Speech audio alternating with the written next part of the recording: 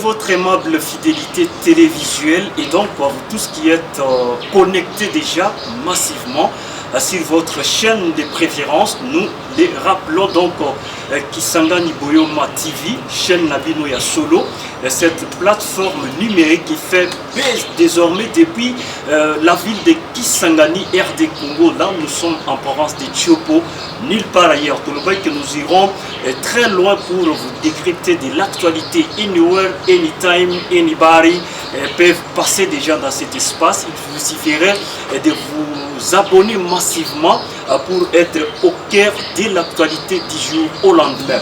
Aujourd'hui, tenez-vous bien déjà noté dans vos calepins d'agenda, je vous dis que nous avons une exclusivité mondiale, cette star du sport des combats. Il s'agit tout simplement de l'athlète Fiston Kabuya, comme vous le savez les abonnés, et donc c'est l'un des Congomani, l'un des Congolais qui évolue à l'étranger. Nous sommes là dans la ville de Texas, d'ici.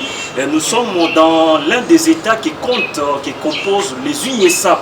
L'homme s'appelle tout simplement Fiston Kabuya, celui qui fait la fierté de la nationalité et mis encore de la RDC, mais sentez-vous à l'aise également. Il est parmi les Américains qui comptent déjà, qui composent même les médaillons des matchs qui sont gagnés à travers les rings des combats. Il est déjà avec nous dans solo la masolo ebelete mingi mingi toke n'est pas un ndeko Fiston Kabuya oyo aye na Kisangani. Donc comment ya pote uti miki na États-Unis et ko elibiso na Kisangani pona la kisake mona mboka azo tikala na attaché na ba valeur pe alingi vide na ye ya osakanate. Et Fiston Kabuya ne bozo mona c'est jeune, beaucoup d'énergie, combativité à solo vanda et aza déjà na kati ya combinaison lobaki alors le kana Kisangani était sans passer par Kisangani Boyoma TV, vous savez, votre chaîne de préférence, et vous allez nous suivre à travers d'autres chaînes de télévision câblées au lelo diffusées pour vous yebake banoko babima libanda masolo pena ya kitoko. Ndeko Fiston, bonjour. Na États-Unis balobandé mbote na États-Unis bon, ça dépend du timing au mbote na tomo c'est good morning, na pourquoi c'est good afternoon, pourquoi c'est good evening, na tout c'est good night. Or général is like hi, how you doing? So how you doing? I'm doing good, man. Ah, thank you. Right. Sentir que mon amour azo garder dans ma solo et donc bonio. Ouais, ça va, tous amis. Mais oui, bien bonio plaisir à sakanate, on sentir déjà combinaison ezali. Depuis quand on a Kisangani? Ça fait une semaine depuis qu'on a Kisangani et ça fait 2 semaines depuis qu'on a. Ah, et donc en passant, tous les pays sont motés dans la diaspora, nous sommes en France, en Londres, en USA, en Canada et tout pour les motés dans le filoté à Limassi, ingénieur Doudou, depuis quelque part, vous avez pour accompagner par rapport à Kisangani Boyoma TV, Masolo, ils bien. Et les lots, aussi plaisir pena ya Yambao na plateau na biso. Est-ce que vous avez déjà Masolo à Kisangani Boyoma TV? Oui, na Okamu. Quand ndenge za la chaîne parce que biso tant la ba news mboka to na mina ba YouTube pour tous les locaux au monde ba channels s'afficher voilà donc parmi wana pe na mona pe channels la mina s'afficher qui voilà. Correct. Dernière fois on a qui sur tatami no benga cadre podium na bino ça remonte quand lobby hier. Ah c'était où comme ça? Ah wana toujours régional on a opé ça clinique. Donc la française a un séminaire, elle a fait un séminaire il y a judo. Ok. Effectivement, on va connaissance des dames tozui banda. Il y a mon tozui en ango kabula mona ba négo batikali awa. On base à la vraiment update donc base à la page.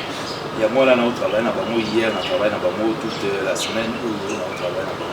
Pour le baisou comme moi soyez des ans dans makila. Ouais.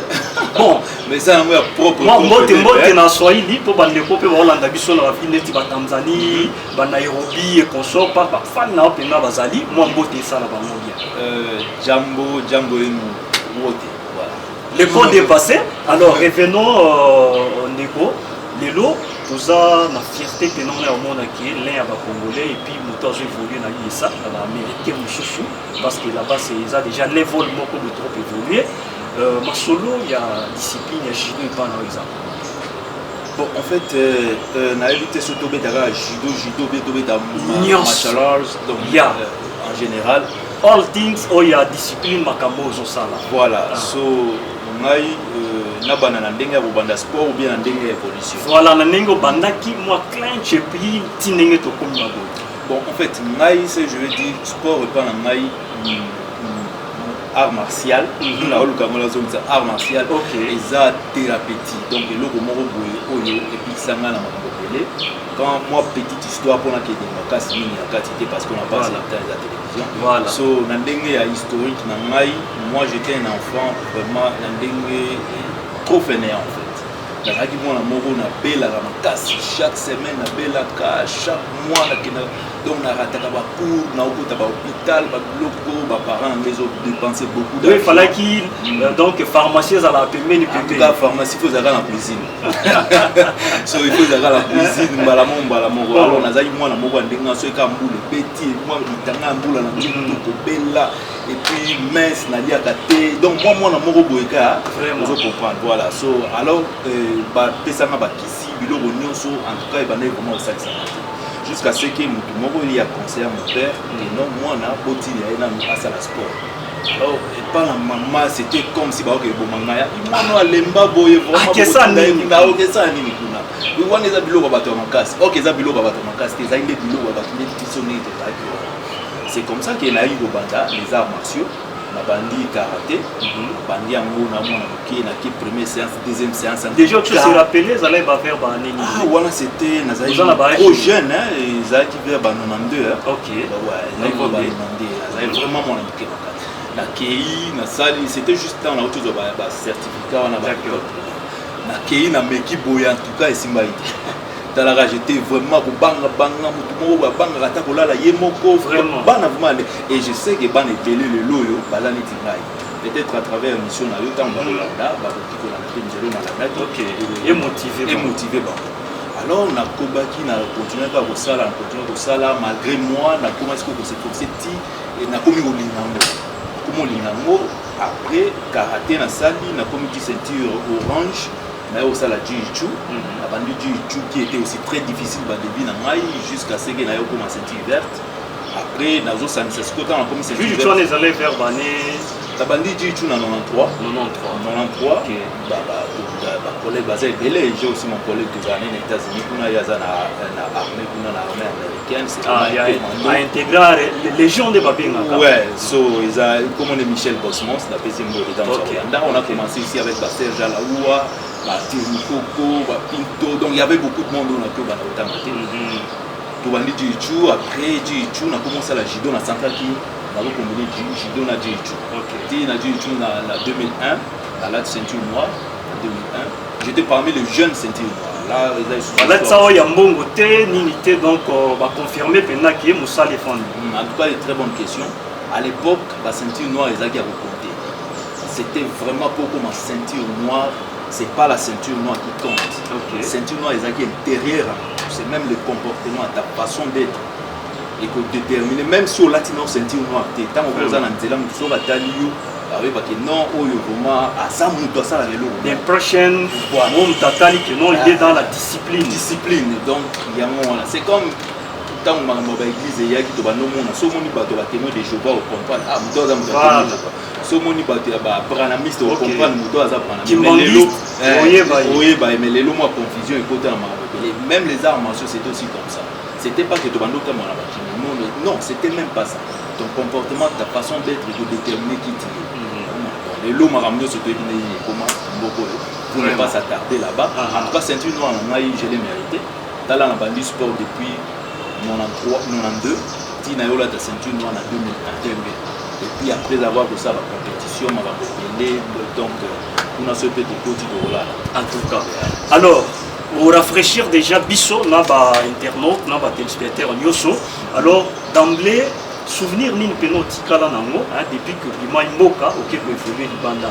Image nous ont gardé à sport à on a vu la Kisangani depuis nous ont gagné Bisso. La ville à Kisangani. On a vu la Kisangani n'a évolué vraiment ma casse bien que j'avais commencé ici. parce que nous on était venus dans mes parents dans une invitation à Kisangani et puis c'est le moment que j'ai commencé aussi le sport. Après là je suis rentré à Kinshasa, j'ai beaucoup évolué. D'accord. Alors disons que secteur Oboza, il y a discipline sportive. Est-ce que vous sentir pendant qu'ils ont pour nous être parce que les autres au moment sport na Congo comme on dirait l'autre makasi batinda va beta rabatu basala mobulu ba panza et tout bref moralité nous allons évoquer tantôt et comment vous allez moi passer comme des champs na kati ya chef ya ba sportif na biso analyse ni nous en amont entre sportif ya Congo na côté bisika boje voilà ça là pour le bandingue Congo na ça la palafisme entre tout le monde ba religion tant ba religion qui c'était vraiment Zambé, donc vous voyez un pasteur, vous voyez vraiment l'homme de Dieu. Mais les lois, on a eu le christianisme en général. Tout le monde n'a pas faux, beaucoup plus par rapport à vrai. Et l'eau qu'on a écouté, ce n'est pas seulement pour écouter dans le domaine, c'est vraiment qu'on a écouté dans l'art. Donc il y a des faux, il y a aussi des vrais. Si je dis des faux, pour le monde, des gens qui ont été à l'époque, quand on parle de ceinture noire, le monde a eu un comportement. C'est pas mon va vimba ça la impression pour la ça ça c'est pas les arts martiaux bateau mon a au tangelinga na bakenda obeta bakenda ko sala ça wana ce sont des faux pratiquants de arts martiaux la véritable guerrier arts martiaux ce sont des artisans de la paix bateau oyo bayaga na kimia jamais depuis na bana ba arts martiaux na barabara na banga parce que je sais avec ma bobo na ndenge na to alors je ne peux pas le faire. Pour éviter les rapages, pour protéger ma fête. Donc il y a sous la légitime défense. Et puis tous avons autorisé au salamot. Si on a mon niveau attaqué, moi je vais appeler la police. Au cas où je ne suis pas en mesure d'appeler la police, et aussi maintenant c'est défendre. Ça c'est pour se déployer pour se défendre. Pour se défendre, la montée était exactement pour moi. Ça ce ne sont pas pratiquants arts martiaux, ce sont des simples voyous. Toi ça la arme jamais après un tour. Je vous dis jamais en tout cas.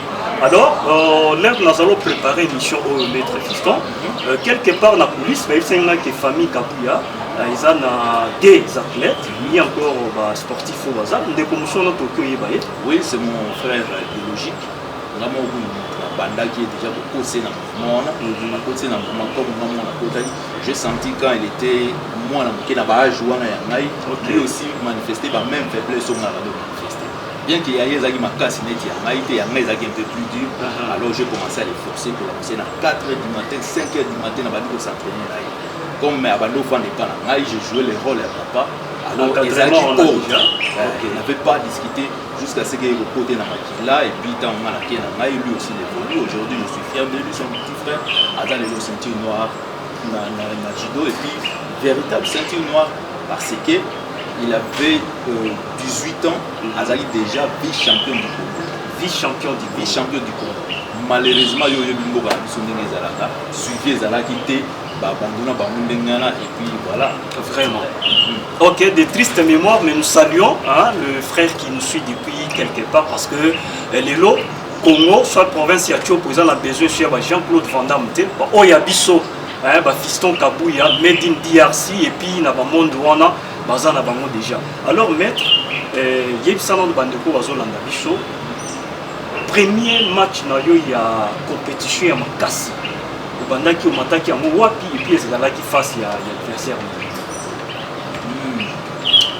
compétition na makasi na kioloba ya ezaki na Congo na Kinshasa donc wana etika pe souvenir na ngai ezaki ba première compétition ya Kilichu alors c'était en 97 à l'époque je pense que Kabila bandeko pour bien zaina na donc azali déjà c'est dans le mouvement de libération dans le mouvement c'était na Kinshasa pour nous na la place moko na des payotes c'est là ya Massina Petro Congo voilà et là c'était première compétition na ngai na nunda na miso ba té ba pélé ba tondi et puis j'étais aussi le plus jeune dans quatre équipes parce que comme je vous avais dit na bandé ba marché vraiment jeune j'étais aussi le plus jeune le plus mince moko boy ba kwazo négligé oya osala oya porter quoi so tant la kekuna et puis c'était bien en tout cas comme les gars bien jusqu'à ce la compétition na salaki na salaka na parcours ya tournoi wana tosalaki première compétition ya Dichu tosalaki nasalaki 5 combats personnellement et puis nasalaki 5 victoires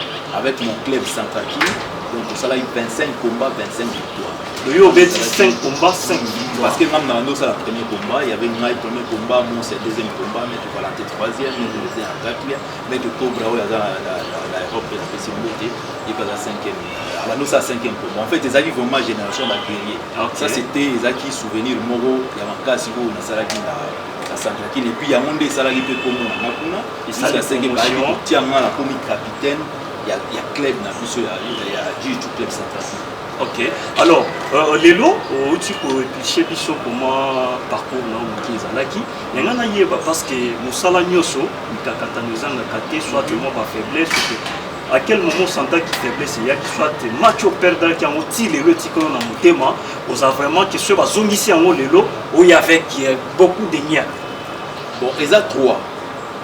Mais la dernière combat, ils a 2. Il y a Liboso na perda combat mo na finale.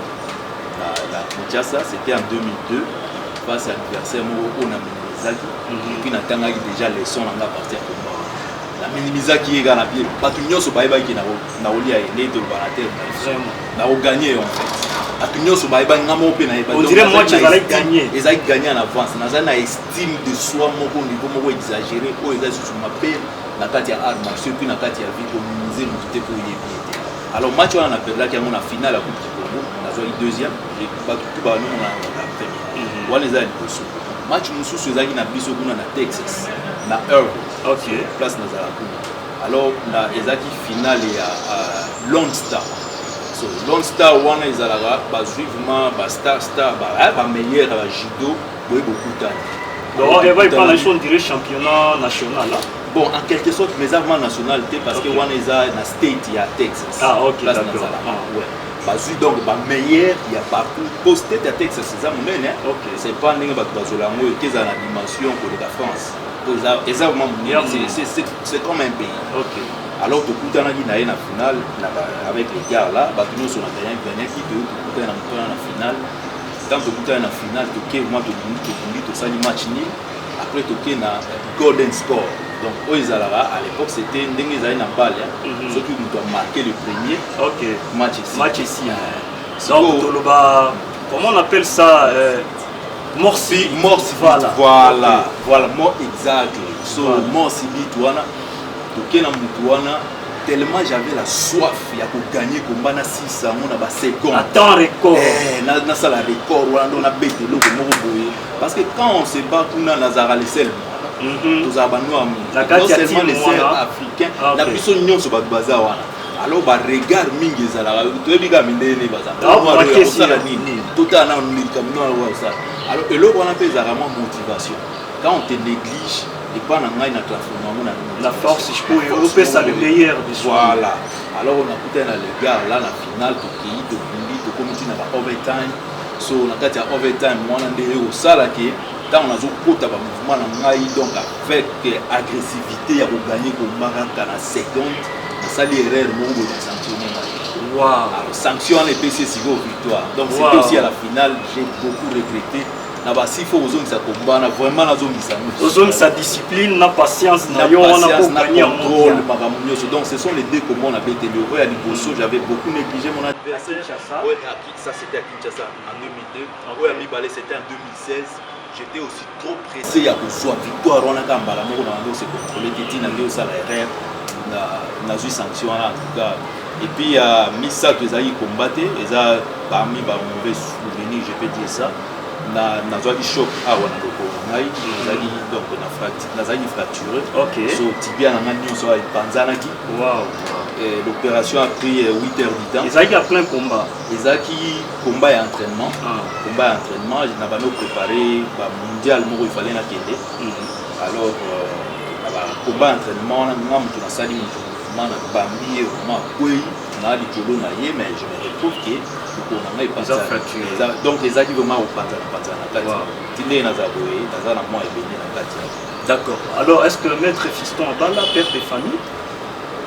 Bon, Naza engagé ça engagé vie familiale na ngai na ngaloba mingi na alors si on parle juste ba internaute na biso va comprendre que maître azo se retrouver na musalo azo sala bon c'est ça aussi que na ngina marteler moi makasi place wana pona kolobola ba image musu bazala merci na question merci na opportunité au Pessingai en fait les arts martiaux le judo le karaté le jiu-jitsu yango moko boye et futa si surpris là des médailles aux États-Unis. Moi j'ai vu de mon travail. Tout d'abord avant les arts martiaux, on a un ingénieur technicien. On a un ingénieur électricien avec mon travail. Mais les arts martiaux, il faut me laisser l'opportunité. Il faut me laisser la porte. Les lots, il y a comme ingénieur. So il y a un ingénieur entre autres, ma porte à mon donc mais ndenge ya kofuta ndenge bato bakanisaka en tout cas efutaka ki badollar mo boyemona stuke toala bastate te efutaka te au contraire biso nde todepasaka ngo par exemple mpona koparticipe na championnat national ya USA bien que droit ya participation eza $150 en dehors de ça ofuta billet na yo moko okende place prise en charge en dehors de ça ofuta hôtel na yo moko donc prise en charge en général ezali donc on le fait par amour par passion. Mais au fond, on va porter quand tu es au bout d'un bateau Sika, aux solo là, au bout d'un introduit dossier, mon boyer, bateau manger. Mais sur le linguistique arme, je fous d'ailleurs actuellement, que y ait peut-être dans ma génération, où ils ont un cinéma et le foot à un jour, parce que même musique autant au bandara, et le foot à thé, les lots m'a changé. Nous sommes ce que nous avons pour un jour, les que besoin d'un cinéma. Les gens vont se poser des questions. Mais les États-Unis, vraiment, au cœur de les animaux. Arts martiaux au foot au sali judo, au sali karaté, au sali jiu-jitsu, au yé aussi ba connaissance wana. Au cœur ça la net UFC. UFC ça veut dire. Donc eza ba combat ba na cage wana, ba la ba kofi ma kolobilo, ba MMA wana. Ba full contact, à quelque sorte. Mais kuna to bien. Na compréhension na biso. Voilà, na ndenge compréhension na biso. So soko ke kuna en tout cas kuna tu vas te retrouver aux associations comme professionnel aux associations na vie avec des salles en salle société les alaka wana nde otika sala na yo d'accord alors les lots tous on a kisangani plaisir ya makasi je rappelle à nos abonnés que tozo yamba na plateau na biso ndeko mobali Fiston Kabuya où aza l'un ya ba compétiteur sportif où azo garder ba origine na République démocratique du Congo ozoyoka linga les obima même si aza na pays en oncle Sam na ba state Texas nenga azo ba toye pour l'amo mais comprenez que linga les anango ndeko aza à l'aise aye pa na bango aza bien lelo ndeko Fiston est-ce que ba projet ni nous au mairie là pour encadrer que la chaîne génération zo ya prévu pour na suivre l'expérience na parcours au pays de oui, bah projet Zali, bah projet Zébélé, on ne peut pas dévoiler ma mousseau, mais c'est qui, toujours ça là déjà, on a su connaissance, on a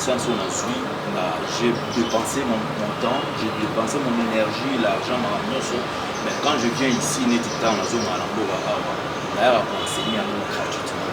Ok. Sans frais. Bazawana au côté na bajidoka donc Bazawana moi je viens, ici bah gratuitement. Parce que j'ai besoin que base à la page, base à la même niveau, parce qu'on a de très bons judokas. Le problème est que sport, encore une fois, merci beaucoup. Football. Et pourtant, le football, on a des vérités de regarder. Vraiment. Oui, bien, on a depuis la Bodama. Ah, oui, ok. Dans la monnaie.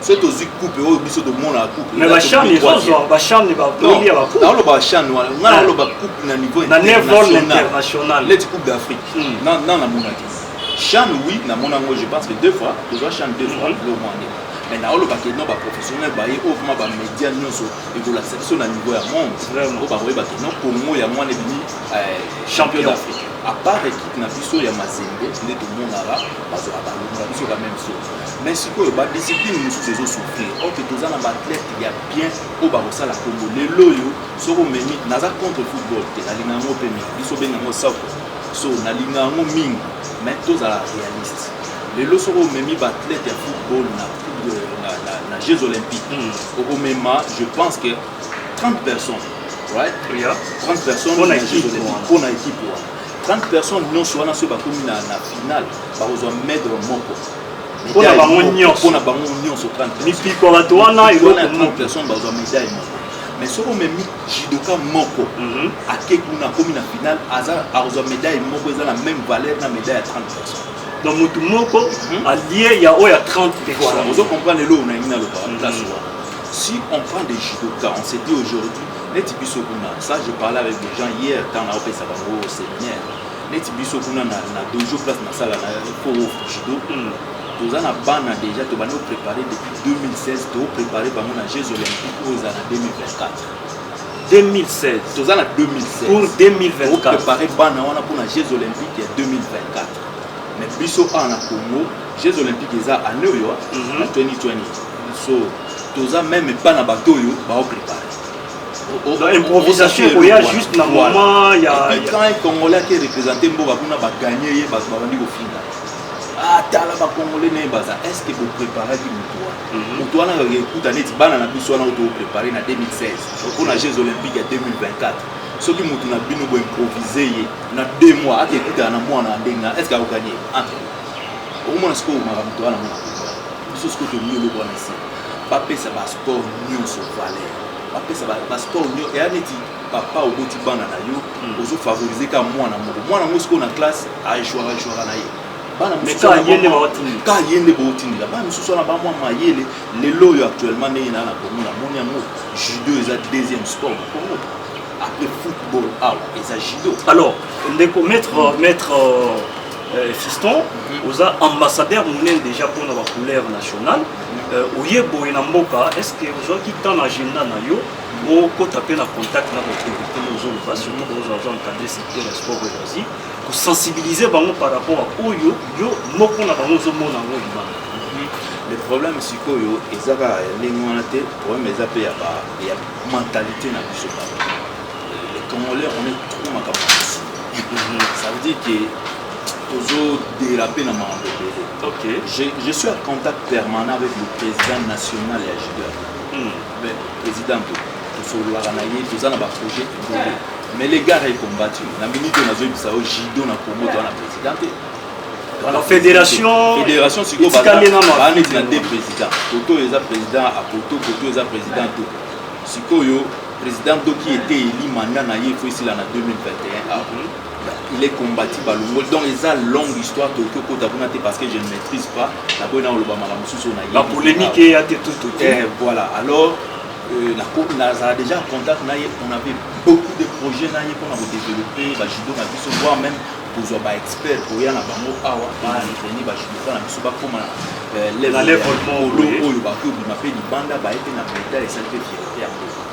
malheureusement, les gars battus à côté, je ne vais pas au Luamaramoua. Ok, Bandeko, Bozo Landa Tozo Srola, Landeko Nabisomoko, Fiston Kabuya, Mona Moka, Azobeta Masolo et sport, pour le lot, on dirait sport, et comment Kotoyo, Bato, Bazal, sans emploi, Bisobo, Toa chômeur, Toko, Tato à prendre un peu à moi un tas de coffee, moi, boss, aïe, politicien, Zomo Lokendo Beta, Lichette, et pas mon. Donc, ils ont honoré les sous-images, il y a sport congolais. Donc, les lobos qui ne il faut discipline, maîtrise de soi, mingi, pour ça, le sport par passion.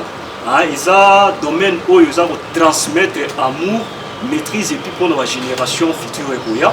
En passant, nazo kokoute moko ya bandeko aza pembeni na biso les financiers ya Kisangani Boyoma TV ndeko bienvenue donc depuis quelque part on s'est retrouvé déjà bienvenue en Chine, merci beaucoup de participer moté na maître ya la tarateni ndenge ya maître Fiston Kabuya awate mais maître Jean-Paul yaza maître Dibao. Donc, si on y a côté, on est poussé là, on met fils à ça, là, misala, il y a qui n'est pas l'état, tiki plainte, biso, toza kit. Merci beaucoup. Na bande de internautes, nous sommes sous solo, bazolanda biso. Et encore, j'ai dit merci na responsable, le grand gérant. Il y a cadre oezo yamba biso lelo, toza na hôtel oezo na standing, il peut na standing nen tout le monde en mode banda. C'est pas mettre Fiston Roboya. Nous sommes ici sur hôtel Rwenzori. Flat, il y a solo, confort et vente climatisation et spécialité culinaire, il y a solo. il y a Kisangani pe à Libanda et puis électricité, internet, il n'y a pas de souci. Je crois que chose à Libanda, aux en Cape Town, Maroc, aux en USA, aux en France, consort même à Kinshasa, na Djogourto, na Kigali, il y a Kisangani, adresse c'est Moko, zoba numéro de téléphone, il y a flat réseau sur boulevard, on a commune Makiso.